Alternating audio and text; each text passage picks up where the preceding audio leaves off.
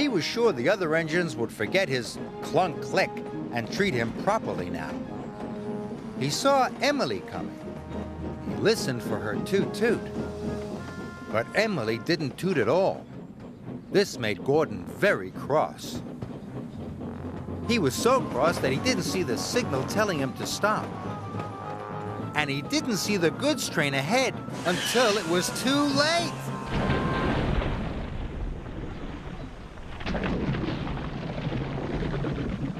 Luckily, no one was hurt. But Gordon came off the rails and he was covered in gooey red jelly. Oh! As Gordon waited to be put back on the rails, Percy arrived. "Hello, Gordon," peeped Percy. "I see you're not the cleanest engine anymore." Then James puffed up. "I don't think you'll be pulling the express for a while, Gordon," joked James. Finally, Thomas arrived.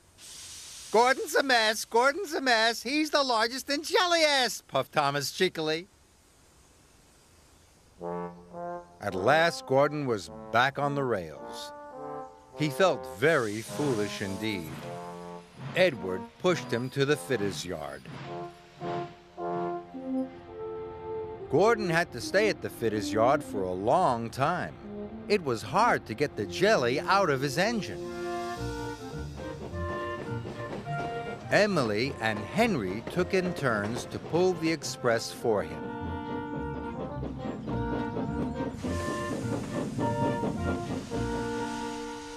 One evening at Tidmouth Sheds, Henry huffed, "It's hard work pulling the express." "Yes," agreed Emily. "Gordon must be very strong to pull the express so fast." "I miss Gordon," peeped Percy. "I miss having his rattle to go to sleep by."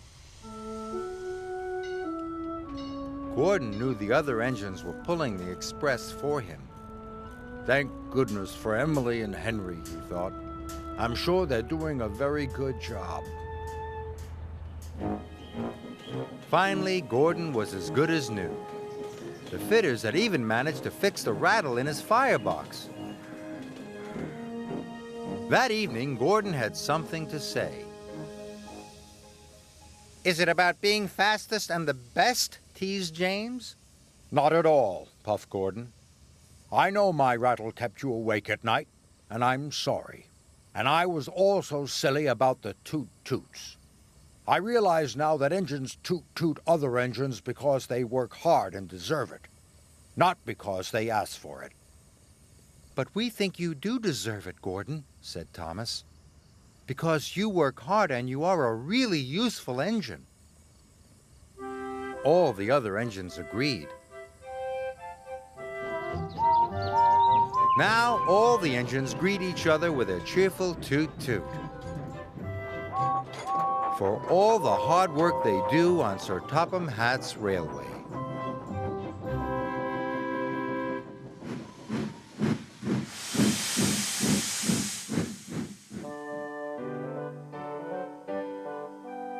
Edward and Henry are friends. Because they are friends, they do kind things for each other. Today, Henry has lots of jobs to do. So at the water tower, Edward lets Henry take on water before him. Edward is very kind. Henry is very happy. Henry has to collect some freight cars, and then he has to take them over Gordon's Hill. It's not easy getting up Gordon's Hill with a heavy load. So Edward helps Henry.